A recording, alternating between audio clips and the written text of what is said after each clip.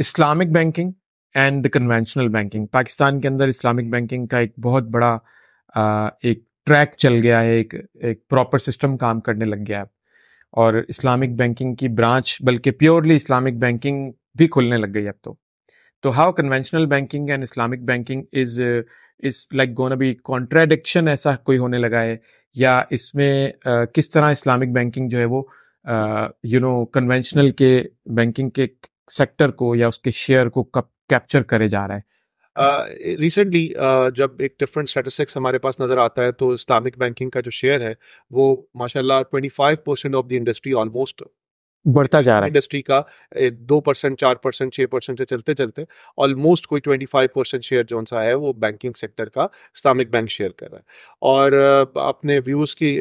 Knowledge के लिए कि 2028 तक स्टेट बैंक ने तमाम बैंक्स को बोला है कि अपनी तमाम बैंकिंग इंडस्ट्री, आपको पता है कि कोर्ट के डिसीजंस के बाद कि आपने तमाम इंडस्ट्री को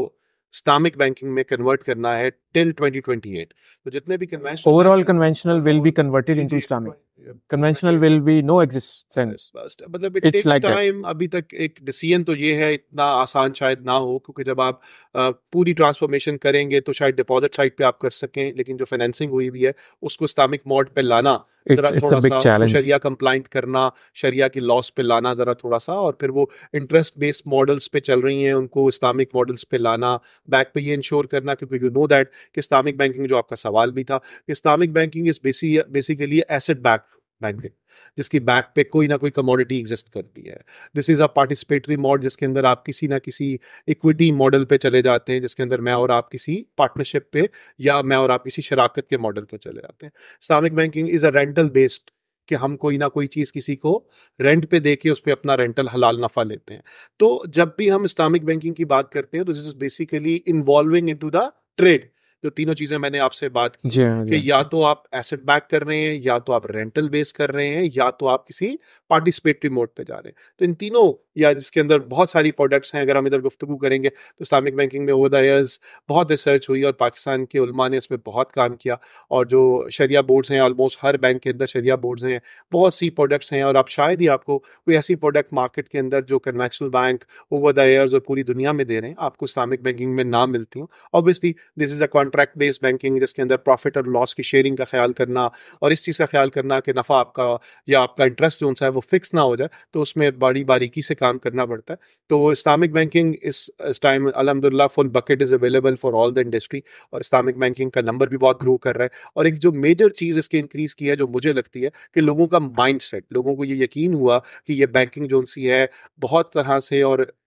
मुकम्मल तौर पे शरिया कंप्लाइंट है, तो लोगों का टिल्ट जो सा है वो इस्लामिक बैंकिंग की तरफ इंक्रीज हुआ। ठीक है, हम एक मेजरली इस्लामिक नेशन है जहाँ पे मुसलमान मेजॉरिटी में पाए जाते हैं, तो this is one of reason है। लेकिन इवन देन ये कॉन्सेप्ट इतना क्लियर नहीं था, लेकिन पिछले कुछ सालों में ये इंक्रीज भी हुआ। और इस्लामिक बैंकिंग में जो मल्टीपल प्रोडक्ट्स हैं, वो बै से लेके मुराबा, इजारा, तस्ना, तिजारा, जो किसी इंडस्ट्रियल को अगर अपनी कोई फैक्ट्री की के अंदर वर्किंग कैपिटल की ज़रूरत है, या किसी को अपना घर खरीदना है, या किसी को अपनी गाड़ी खरीदनी है, या किसी एक्सपोर्टर को अपना माल तैयार करने के लिए बैंक से पैसे चाहिए, और उसने तैयार करके वॉलमार्ट को, ज़ारा को, H&M को, या दुनिया के किसी बड़े ब्रांड को कोई अपने बायर को माल देना है, तो हर तरह की फैसिलिटी इस्लामिक बैंकिंग में शरिया कंप्लाइंट मॉडल्स पे अवेलेबल है, जिसके अंदर आपका जो सा है वो पार्टिसिपेटरी मॉडल भी है, जिसकी हमने बात की, जिसके अंदर ऑनरशिप को लेना, और फिर इस्लामिक बैंकिंग जब उसके रिस्क को टेक ऑन करती है, तो this is the beauty of Islamic banking, कि जब उसके अंदर कोई लॉस का फैक्टर आता है तो इस्लामिक बैंक उसके अंदर अपनी अपनी ऑनरशिप्स के मुताबिक उस रिस्क को बेयर भी करते हैं।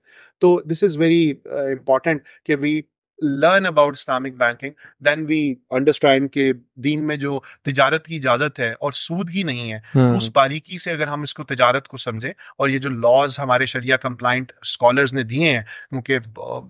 belongs to this industry over the last 20 years, so I attended multiple transactions जिसमें डिस्प्यूट हुई, और इस्लामिक बैंकिंग ने उस लॉस को being a owner of those goods उठाया, या किसी की गाड़ी का एक्सीडेंट हुआ तो उस पे बैंक ने उस लॉस को बेयर किया अपने किटी में, रादर देन के अपने कंज्यूमर से उसको किया। सो उसमें जब आप इन्वॉल्व होते हैं तो फिर ही होता है, और ये सब चीज़ें ओवर द 20 ईयर्स इवॉल्व हुई, और जो कंज्यूमर है उसको समझ आई कि इस्लामिक बैंक जो सा है तजारत में नफ़े में और नुकसान में भी साथ खड़ा होता है।